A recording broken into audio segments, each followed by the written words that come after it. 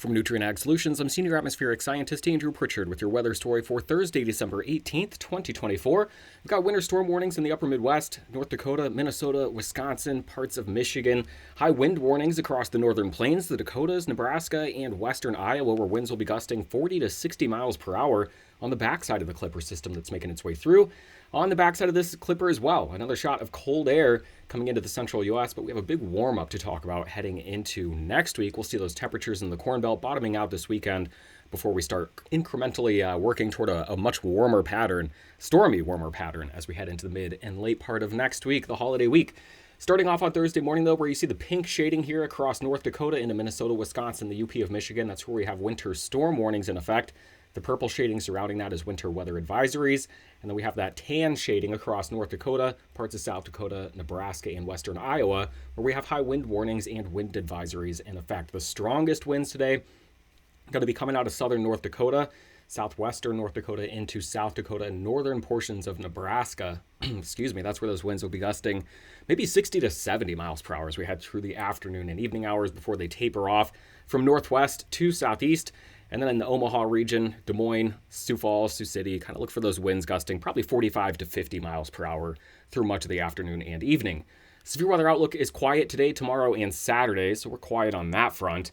Really just have to talk about this high-impact Clipper system in the upper Midwest, the northern plains today, and then another round of heavy precipitation in the Pacific Northwest. That's really what we got going on in the near term. So here's the big swirl, the big spiraling Clipper system coming out of Alberta, classically named Alberta Clipper. Brought heavy snow and, gusty winds to parts of Alberta, southern Saskatchewan, and southern Manitoba today. That snow shifted into North Dakota, parts of Minnesota, and Wisconsin here this morning. And then kind of neighboring portions of northeast Iowa, northern Illinois, northern Indiana, and parts of Michigan. You'll see some light snow beginning as we get toward the, late evening, the later portion of the day. And then it's on the backside here in the clear air where there's no precipitation falling, but we have these extremely strong northwesterly winds coming in on the backside. So the radar picture again, early Thursday morning, snow, the heaviest right now, moving out of Minnesota into Wisconsin, northeast Iowa, maybe some flurries beginning in northern Illinois, Lake Michigan, seeing that, snow spreading. If you're on a boat out there right now, you'll see some flurries, and then eventually making its way across the lake into northern Indiana and Michigan as we head again through the later part of the day today. And at the same time, snow tapers off across North Dakota, parts of northern Minnesota. Those flurries across northeastern portions of South Dakota will taper off. And we'll get those winds tapering off across the Dakotas through the day today as well. So here's the NAM model, the high-resolution NAM model. We'll time out the precipitation here beginning Thursday morning. This is midday Thursday. This is Thursday afternoon. This is now Thursday evening. And right along where the surface low track is, there's no advisories here, and precipitation totals are going to be really low. But between Des Moines and Indianapolis, that includes I-74 here, Quad Cities, Peoria, down to Champaign, maybe up toward Chicago. Watch out for some patchy freezing drizzle, maybe some snow, sleet, and freezing rain showers. Again, precipitation totals quite low. It's going to be hit or miss in these areas, but maybe watch for some traffic issues, some travel slowdowns, some slippery conditions here Thursday evening into Thursday night, maybe early Friday morning right in this corridor. But 4 to 8 inches of snow across Minnesota and Wisconsin, lesser surrounding that, a trace to a couple of inches, and then those strong winds across the Dakotas into Nebraska and Iowa. Really the big picture, the big story over the next 24 hours.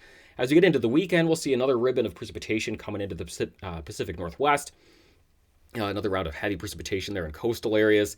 This would be kind of Friday night over there into Saturday morning. And then as we get into Saturday night and Sunday, you see another round there. Coastal precipitation from Northern California up into Oregon and Washington with snow in the Cascades as we head through Saturday and Sunday as well. A quick zoom in on snow that's left to come. Of course, we've already seen several inches of snow accumulating across North Dakota, portions of central in northern Minnesota.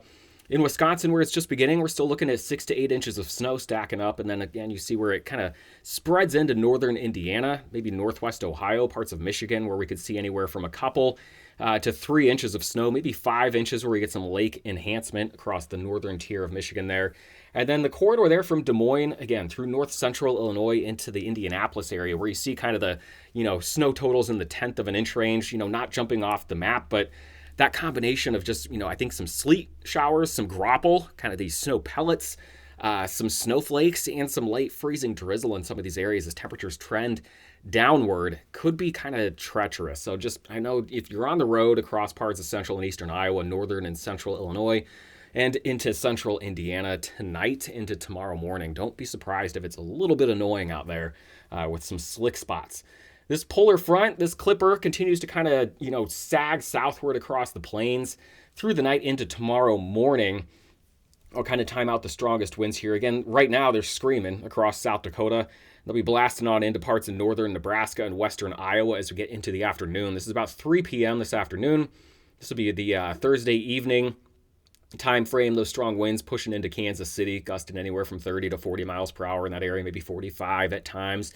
And then these winds, they come on into Illinois, central Illinois. Look for winds gusting around 30 miles per hour out of the northwest during the overnight. You'll probably notice the front coming in with a blustery overnight.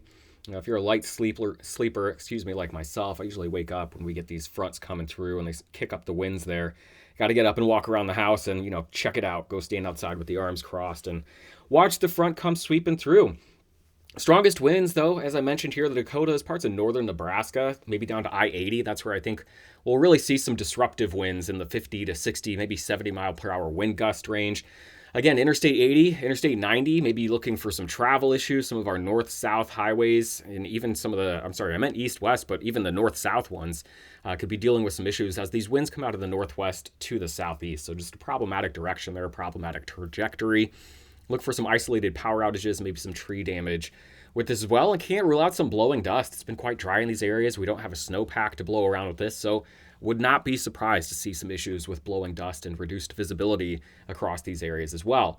Now I'm showing you these the apparent temperatures. So this is what it would feel like out there. As we get started here today, you can kind of see the cold air wrapping in around the backside of the area, low pressure. So the low would be like right about here.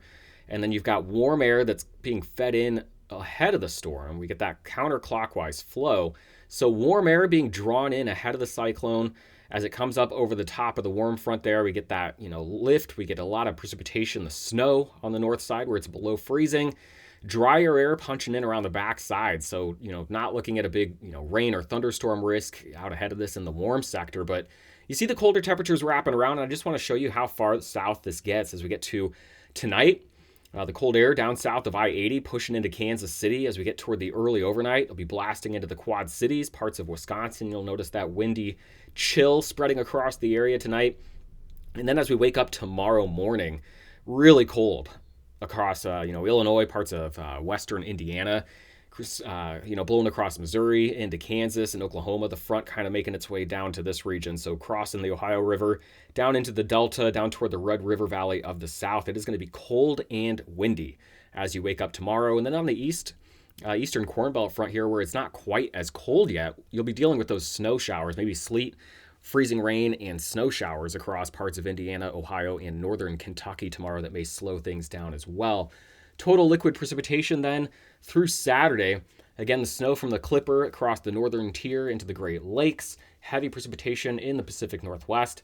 And then we kind of just roll on into a pattern that's going to kind of change things up. You see the Clipper right here diving in across the central U.S. The ridge kind of rebuilds. We get another little trailing wave that comes in here over the weekend. Not really going to be running into much moisture. Kind of starved here for moisture to produce impactful precipitation. But these are the kind of the things that could produce some flurries on the backside with that first Clipper coming through, cold air in place, a little disturbance, maybe enough to kick off some flurries. We see the same thing here, another little system riding up over the top of the ridge here as we get into Saturday across the Canadian prairies. Another little low right here across the Dakotas as we get into Sunday night. And then this is when the pattern kind of opens up and we'll start to see not a pattern change, so to speak, but we're going to allow a few of these systems to kind of come in, cut through the ridge here, and then eject into the central and southern plains. And so this is going to drive a big warm-up in the central U.S. It's also going to, instigate a pretty active pattern for at least a time across the southern plains into the southern U.S. You see kind of just these repeating systems. There's going to be one here kind of midweek. I guess the first one really comes in early week, Tuesday, Wednesday. You see it right there. We'll have to watch for the chance for some severe weather with these. So, heavy rain, severe weather, maybe some snow on the north side. Impacts to be determined here, but it's going to be an impactful, bumpy week in the southern U.S. next week. Here comes the next one Wednesday night into Thursday. Here comes the next one Friday into Saturday.